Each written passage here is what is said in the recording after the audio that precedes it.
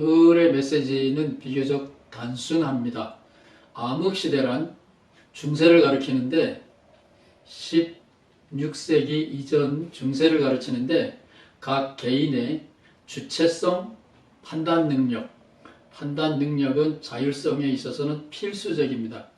책임감을 물을 때도 필수적입니다. 주체성과 판단 능력이 자의에 의해서든지 타의에 의해서든지 죽은 시대를 암흑시대라 그럽니다. 계몽주의 18, 19세기는 돌아보니까 5세기에서부터 15, 16세기 천년에 이르는 동안 암흑시대였다. 이성이 죽은 시대였다. 교회가 지배하는 권위주의 시대였다. 이렇게 말했습니다. 그래서 우리는 암흑시대는 지나가고 지금은 대명천지, 과학시대에 왔다.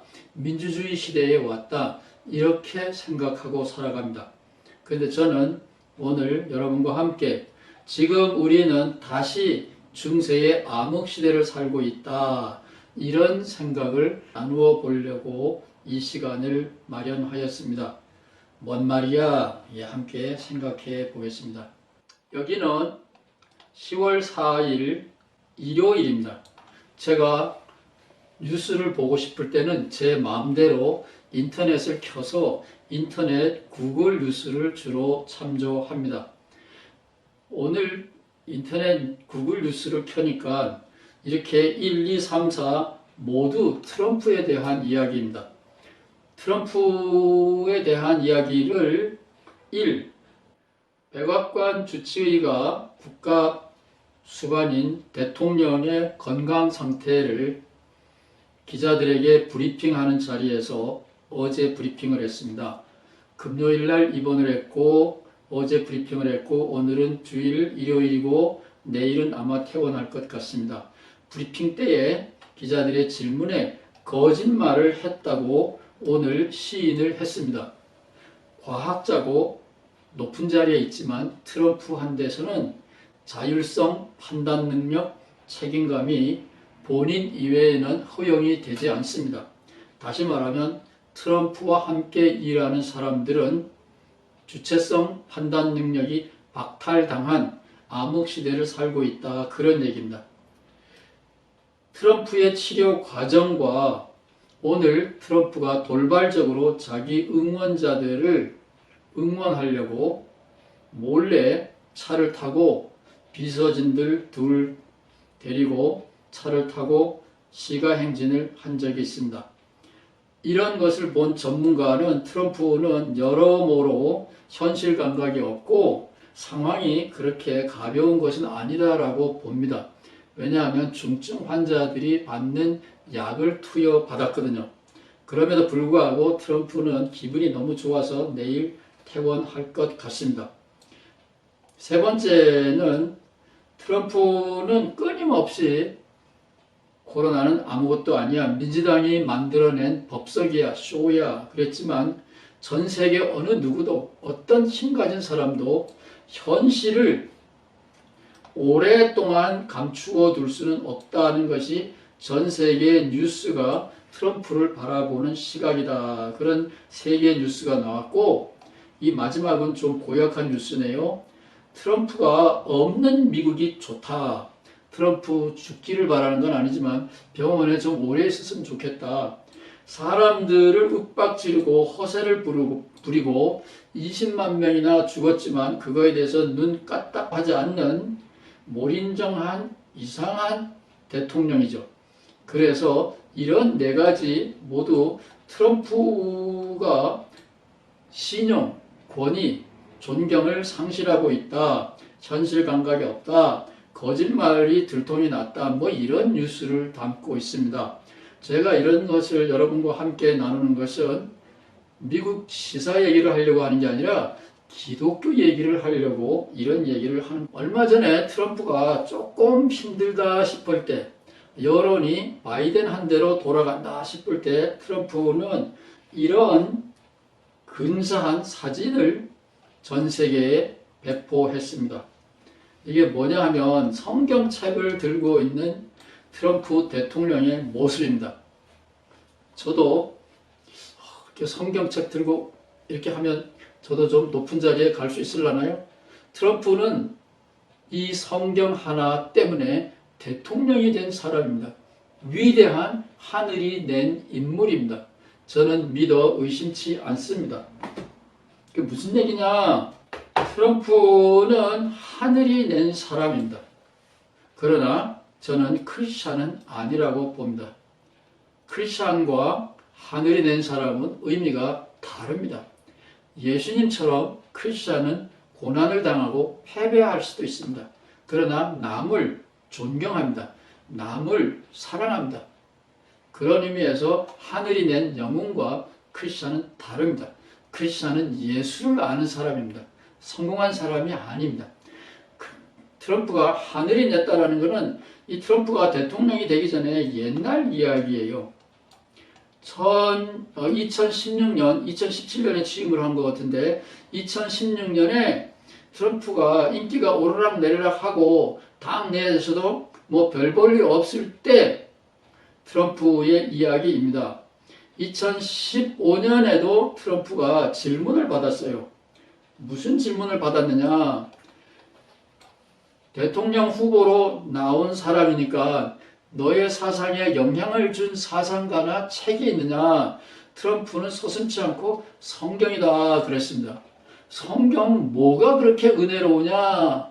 처음에는 2015년 처음에는 우물 아니 성경을 들고 다니면 됐지. 스마트폰이 있는 시대에 내가 성경에서 무슨 은혜를 받았는지 그거 꼭 밝혀야 돼?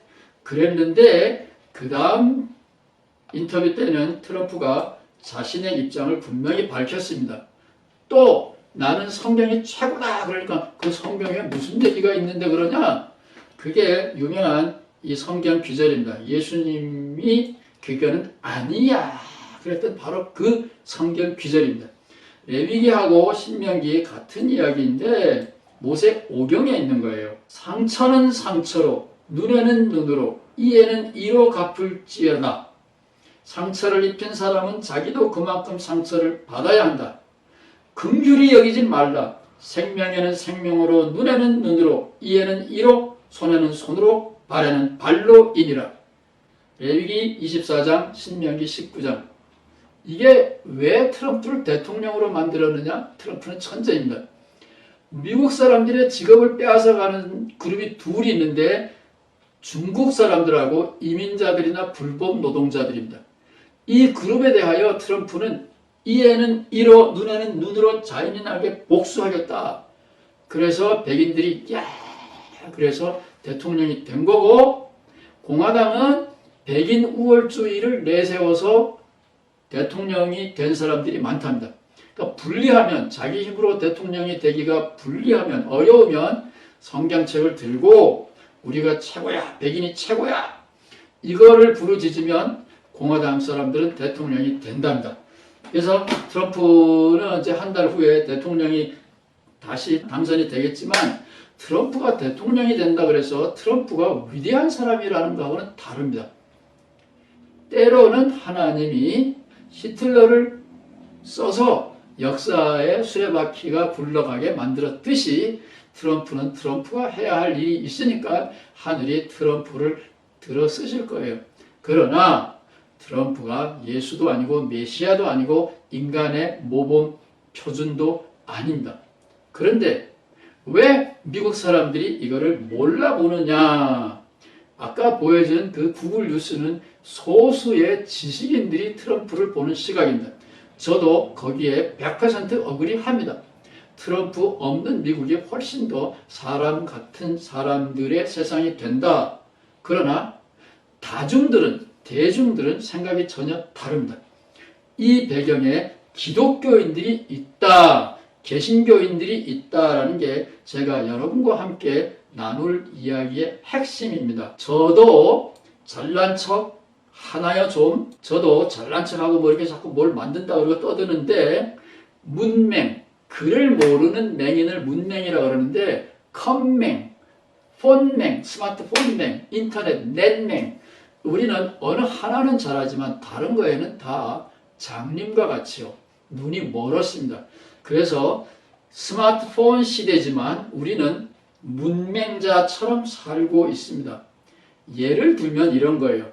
물건을 구입할 때 저는 구글을 먼저 검색합니다. 여러분들은 한국에서 네이버를 검색하겠죠. 그 다음에 물건이 이런 게 있구나. 그러면 상품을 알았으면 저는 아마존을 검색을 합니다. 아마존에는 여러 회사가 가게들이 상품을 내놓고 똑같은 걸 팝니다. 여러분은 아마 쿠팡이라는 것을 모르는지 몰라요. 그리고 나서는 여러분은 안 하나요? 저는 값을 꼭 확인을 합니다.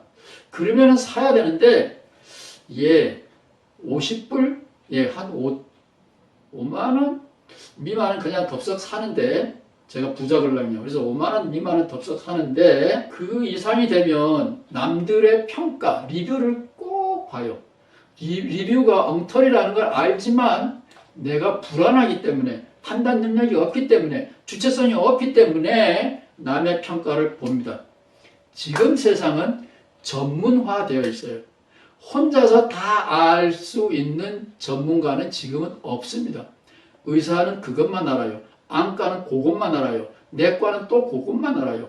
백신 만든 사람은 또 그것만 알아요. 상인은 또 그것만 알아요. 배달부는 또 그것만 알아요. 모든 사람들이 어느 면에는 전문가지만 다른 면에는 까막눈이랍니다. 세상이 전문화되어 있고 복잡화되어 있기 때문에 사람을 고칠 수 있는 의사도 자동차가 고장나면, 인터넷이 고장나면, 스마트폰이 고장나면 다른 사람들을 부른답니다.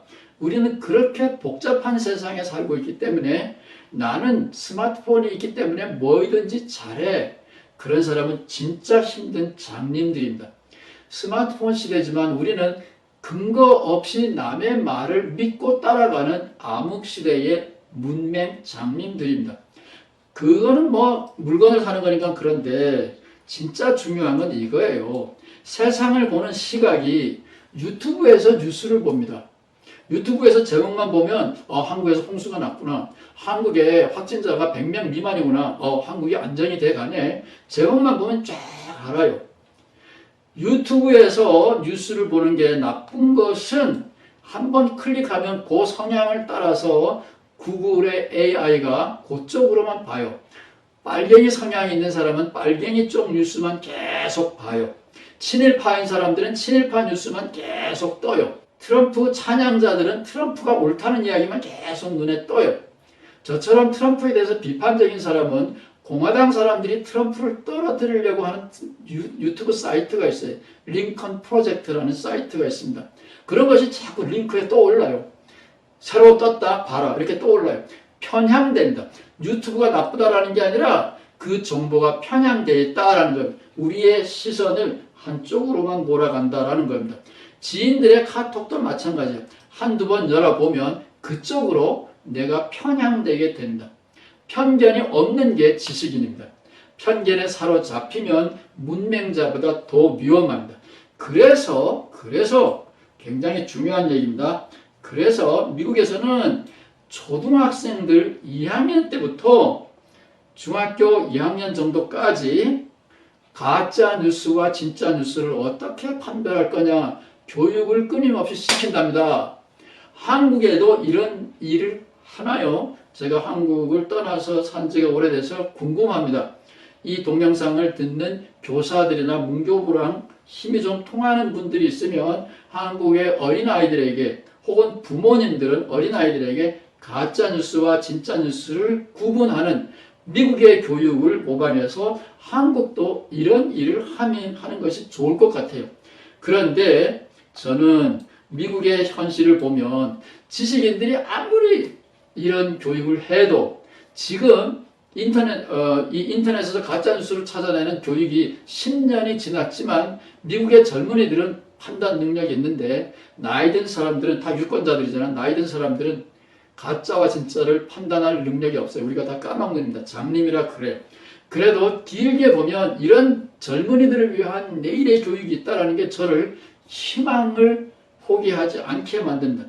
그래서 저는 기독교에도 똑같은 교육을 해야 되겠다. 기독교 안에도 가짜 뉴스와 진짜 뉴스, 사람을 구원하는 소식과 사람을 죽이는 소식을 판단하는 연습, 훈련을 하는 게 좋겠다. 그래서 오늘 이런 이야기를 감히 드린 겁니다. 암흑시대란 바로 오늘 우리들이 살고 있는 시대를 말한다. 왜 그런지는 이해가 되셨나요?